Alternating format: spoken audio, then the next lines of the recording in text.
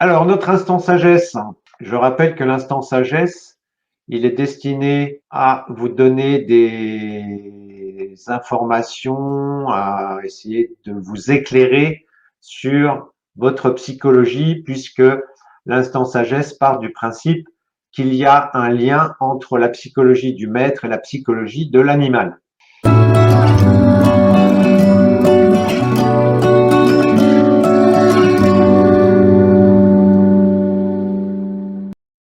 Dans cet instant sagesse, un proverbe chinois nous dit « L'eau ne reste pas sur les montagnes, ni la vengeance sur un cœur noble ».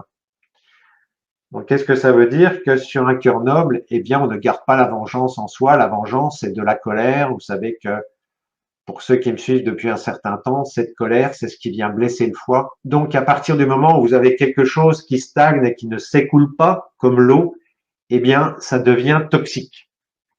Et justement, la dernière fois, on a parlé de processus tumoraux. Et dans ces processus tumoraux, j'avais évoqué le TAN, c'est-à-dire les déchets qui viennent du système digestif. Et pour parler du TAN, je voulais vous parler du ressassement. Alors le ressassement, c'est quoi? Quand on prend la définition dans le dictionnaire, le ressassement, ce sont des pensées qui tournent en boucle, des pensées qui reviennent. Ça peut être conscient ou ça peut être inconscient. C'est-à-dire que vous pouvez avoir des petits vélos qui tournent dans la tête et qui sont inconscients. Et ça, on s'en aperçoit par exemple quand vous avez des gens qui tombent malades toujours à la même date ou à une date bien particulière, et puis quand on recherche, on s'aperçoit que c'est une date anniversaire, par exemple. Donc ça, ce sont des processus inconscients. Puis vous avez les processus conscients, par exemple comme la colère que vous nourrissez envers quelqu'un, et vous avez ce petit vélo qui tourne, vous avez cette colère qui n'arrive pas à s'éliminer, et puis voire même si vous êtes dans la vengeance, vous vous dites tiens comment est-ce que je pourrais le pourrir vu ce qu'il m'a fait ou ce qu'elle m'a fait. Vous voyez. Donc ça, c'est des petits vélos qui sont conscients. Le premier niveau, c'est que ça empêche de dormir, ça empêche de s'endormir surtout. Et puis, vous avez un autre aspect qui va être le fait d'avoir du mal à digérer quelque chose. Vous savez, il y a cette expression quand quelqu'un vous a dit quelque chose de désagréable. Ah bah il m'a dit ça, mais j'ai eu du mal à le digérer hein, quand même. Vous voyez, bon, on voit bien que par rapport à une parole qui a été reçue, il y a une composante qu'on peut rapporter à la digestion. Et justement, on avait vu que la rate faisait référence justement à la digestion et la digestion nous renvoie à la rate, c'est-à-dire à l'élément terre. Sauf que vous avez deux aspects dans la rate. Vous avez un aspect qui est en relation avec le sang, parce qu'on dit que la rate produit le sang. C'est la rate chinoise, hein, qu'on soit bien d'accord. Là, je parle de physiologie chinoise. La rate produit le sang, et ce qui fait que ce qui vient léser le sang, ce qui vient blesser le sang, ce sont les excès de pensée. Et les excès de pensée, eh bien, ça peut être tous ces petits vélos qui tournent dans la tête. Vous en avez un exemple assez frappant.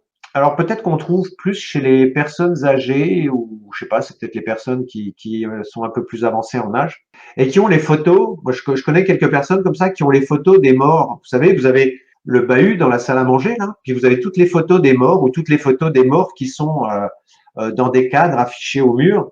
Eh bien ça, à chaque fois que la personne passe devant ces photos, ça réactive le traumatisme. Alors ça peut réactiver de bonnes choses, mais en disant ah, tiens, ça me fait penser à tous ces bons moments que j'ai eus avec cette personne, mais ça peut aussi réactiver le traumatisme. Donc, il faut se méfier de ces processus qui viennent justement imprégner l'esprit et qui peuvent réactiver des choses toxiques. Donc, ces excès de pensée ont une action sur la rate, mais dans sa dimension sang. Et la rate a aussi un aspect dans la production du chi, puisque la dernière fois, donc le chi c'est l'énergie, on avait vu que la rate extrayait les nutriments des aliments pour en faire une énergie qu'ensuite elle envoie au poumon et qui va circuler dans le corps. Donc la rate, ce que beaucoup de gens oublient, enfin dans les gens qui ont quelques connaissances en médecine chinoise, c'est que la rate a un lien avec le sang et avec l'énergie. Et les excès de pensée, et notamment le ressassement, va avoir un effet délétère sur la rate, c'est-à-dire que ça va venir diminuer le chi de la rate, diminuer le niveau d'énergie de la rate. Et que se passe-t-il quand le niveau d'énergie de la rate diminue? La digestion se fait mal. Alors, un signe possible, c'est la diarrhée. Un autre signe possible, c'est la fatigue. Mais dans ce qui nous reliait au thème de la dernière fois, c'est-à-dire les tumeurs, eh bien, vous allez avoir, dans ce cas-là, une mauvaise digestion qui va faire une accumulation de déchets. Et ces déchets, c'est ce qu'on avait appelé du tan en médecine chinoise. Ce tan va avoir une consistance qui va être fonction du niveau de chaleur de l'animal. Plus le niveau de chaleur va être élevé, plus ce tan va s'épaissir. Et parfois, ça s'épaissit tellement que ça donne des tumeurs qui sont dures comme de la pierre. L'idée, c'était de vous montrer le lien entre le ressassement, la rate, l'énergie qui diminue, la production de déchets, le tan et le tan qui amène la production de tumeurs. Donc, à chaque fois que vous dites « Ah, ça, j'ai du mal à le digérer, hein, ce qu'elle m'a dit, cette personne », vous voyez, à chaque fois que vous êtes dans un processus de rancune. Hein, ici, vous avez le ressassement. La rancune, c'est une forme de ressassement, puisque vous ressassez ce qu'on vous a fait et comment vous pourriez vous venger. Vous avez aussi, par exemple, le perfectionnisme. Le perfectionnisme, alors si vous reliez à la numérologie, on peut être par exemple chez les gens qui ont du 8, qui sont perfectionnistes, ou les gens qui ont du 1, parce qu'ils ont une mauvaise estime d'eux-mêmes, donc il faut que tout soit parfait pour être irréprochable. Eh bien, le perfectionnisme, c'est quoi? C'est quoi la psychologie de la personne qui veut être parfaite? Eh bien, c'est de se dire, bah oui, mais j'en ai pas fait assez. C'est jamais assez bien. C'est ah, j'aurais pu faire mieux. Voyez? Et puis elle a fini quelque chose, elle a fini un travail. Ah oui, mais ça j'aurais pu faire mieux, ça j'aurais pu peaufiner. Vous voyez, moi qui fais du bricolage et qui ai restauré des maisons, vous dites ah là il y a un petit trou là, ah là c'est pas bien poncé là. Puis à chaque fois, enfin quand on est un peu perfectionniste, on a envie d'en rajouter une couche. Moi, il y a des fois, je me prends la tête sur des trucs, je me dis mais bon, je me suis soigné depuis, mais bon, donc le perfectionnisme, ça peut être considéré comme une forme de ressassement parce qu'on pense à tout ce qu'on n'a pas fait pour être parfait, pour que le travail soit parfait. Alors Isabelle nous dit quels effets l'excès de pensée a sur le sang. Alors d'un point de vue occidental, je peux pas vous répondre parce que si vous faites une analyse de sang, vous pouvez avoir les bons nombres de globules, etc. La numération peut être parfaite. Par contre, les effets, les signes d'un manque de sang, eh bien, ça peut être des signes de pâleur. Alors ça, chez un animal, c'est moins évident à évaluer. Vous pouvez avoir des signes de sécheresse, la peau sèche, la bouche sèche, les muqueuses sèches. Vous avez certaines formes de constipation qui sont en relation avec la sécheresse. Vous pouvez avoir des trous de mémoire si ça touche le cœur. Vous pouvez avoir, si ça touche le sang, vous pouvez avoir des spasmes. Vous pouvez avoir des rêves excessifs. Vous pouvez avoir des mouches dans les yeux. Si ça touche le cœur, vous pouvez avoir des palpitations. Alors quand je dis palpitations, c'est tout ce qui est trouble du rythme cardiaque. Palpitations. Si ça touche la rate, ça peut donner des aftes. Si ça touche, donc on a fait la rate, le poumon et rarement déficience de sang, ça peut donner une petite sécheresse au niveau du poumon. Donc si vous avez une sécheresse au niveau du poumon, ça peut donner de la toux. Une petite toux, vous savez, une petite toux d'irritation, pas la toux explosive. Et au niveau des reins, c'est pas, le sang n'est pas vraiment significatif. Le sang va surtout se manifester au niveau du cœur, donc trou de mémoire, et puis au niveau du foie, donc spasme, tic, mouvements incontrôlés, des rêves. Donc au niveau du cœur, on a aussi les palpitations. Et puis en général, ça donne des gens qui ont plutôt un teint pâle. Pour savoir où on en est au niveau du cœur, du sang, vous prenez le dos de votre main et vous la mettez comme ceci. Vous regardez dans la glace et vous verrez la différence de couleur entre votre main et votre visage. indépendamment du bronzage, hein. Et à ce moment-là, vous verrez si votre visage est plus pâle que la main, c'est que vous êtes en déficience de sang. Alors le sang étant le support de la pensée, à partir du moment où on pense trop, on va venir blesser le sang. Et comme on est dans une civilisation où on est très sollicité, que ça soit les écrans, hein, vous avez le fait de trop regarder aussi qui blesse le sang, les écrans.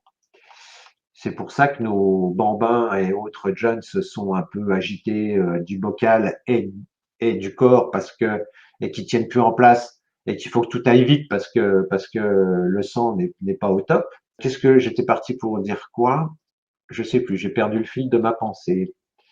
Oui, on a un mode de vie qui est très un mode de vie moderne qui sollicite beaucoup le sang à travers le surmenage, à travers l'excès d'écran, et puis à travers aussi toutes les sollicitations, si vous écoutez BFM, les infos, les machins, tout ce qu'on vous fait peur, etc. Et donc, si vous commencez à prendre à la lettre tout ce qu'on vous dit, là en ce moment, bah ça y est, ça va être la guerre, machin, etc.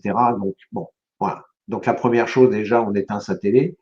Et puis la deuxième chose, on essaie de réduire le temps d'écran pour que justement on n'ait pas tout le temps cette sollicitation qui agite l'esprit, mais qui agite l'esprit parce que c'est un effet délétère sur le sang. Voilà. C'est pour ça, si un jour vous allez dans un salon informatique où ou un salon de gamer, vous voyez que c'est des gens qui sont tout le temps sur écran et qui pensent beaucoup, bah vous verrez dans quel état ils sont et ils sont tous pâles comme des fesses qui n'ont pas vu le soleil depuis très longtemps, quoi. Voilà, ça répond à une logique. Voilà, voilà. Donc, le ressassement, à partir du moment où vous avez des pensées qui tournent en boucle, qu'elles soient conscientes ou inconscientes, ont un effet délétère sur le sang, mais aussi ont un effet délétère sur l'énergie, avec pour effet de produire des déchets, du TAN, et ça, c'est un processus qui favorise les tumeurs. Voilà, ça, il faut le savoir. Et dans les processus psychologiques, eh bien, vous avez des formes de ressassement comme la rancune, le perfectionnisme, le deuil aussi. Je n'ai pas parlé du deuil, mais la difficulté à faire un deuil. Vous voyez, par exemple, je connaissais une personne qui est restée pendant 15 ans à attendre que sa fille revienne parce que sa fille s'était suicidée. Elle a attendu 15 ans en se faisant un film comme ça, comme elle se mettait devant la fenêtre, puis elle attendait que sa fille revienne. Vous voyez, c'est l'incapacité à faire un deuil. Vous voyez, l'incapacité à tourner une page, eh bien, ça, c'est extrêmement toxique pour le sang, évidemment, pour le chi. Et cette personne est décédée effectivement d'un cancer. Voilà, ça répond à une logique. Donc, si on veut éloigner les 10 000 maladies, comme diraient les Chinois, eh bien, préserver l'énergie de la rate. Alors, chez nos animaux, c'est plus facile parce qu'ils sont moins sollicités, sauf chez, par exemple, les chevaux qui font beaucoup d'endurance, où vraiment on leur tire dessus, ou les chevaux de course. Mais je dirais en termes de surmenage physique, nos croquetivores qui font du canapé toute la journée, ça va, quoi.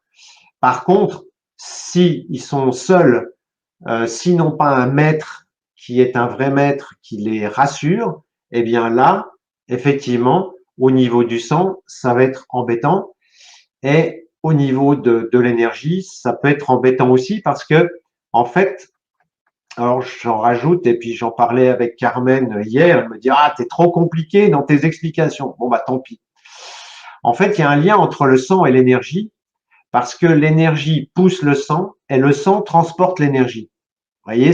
Donc, en fait, quand il y a un problème sur l'un, bien souvent, il y a un problème sur l'autre. La question, lorsqu'on va vouloir rééquilibrer, c'est de savoir s'il faut prendre l'entrée de l'énergie ou prendre l'entrée du sang. Mais de toute façon, quand il y en a un qui pétouille, la plupart du temps, l'autre pétouille. Hein, c'est assez classique. Voilà, j'espère que vous arrivez à faire le lien entre des processus émotionnels et mentaux et des processus tumoraux ou des problématiques de sang qui peuvent être embêtants. Parce que là, j'ai pas rajouté Géniac ou machin, mais on pourrait mettre aussi, par exemple, tous les problèmes dermato. Vous savez, des fois, je vous dis, enfin, pour ceux qui m'ont eu au téléphone ou qui ont eu Christine au téléphone, en général, on met toujours beaucoup de réserves sur tout ce qui est problème dermato, parce que c'est en relation avec le sang. Et si vous faites une relation avec ce qui se passe au niveau de l'esprit de l'animal, eh bien, vous voyez pourquoi à certains moments les problèmes dermato peuvent être récalcitrants, sachant qu'il y a d'autres facteurs qui interviennent. Mais celui-là peut avoir une importance certaine. Voilà, j'espère avoir fait le tour. Isabelle me dira si j'ai répondu à sa question. Et puis, on aura bien l'occasion d'en reparler. Et pour finir, merci de mettre un pouce en l'air et de vous abonner, c'est ce qui nous aide le plus à promouvoir la chaîne. Merci et à très bientôt pour une nouvelle vidéo.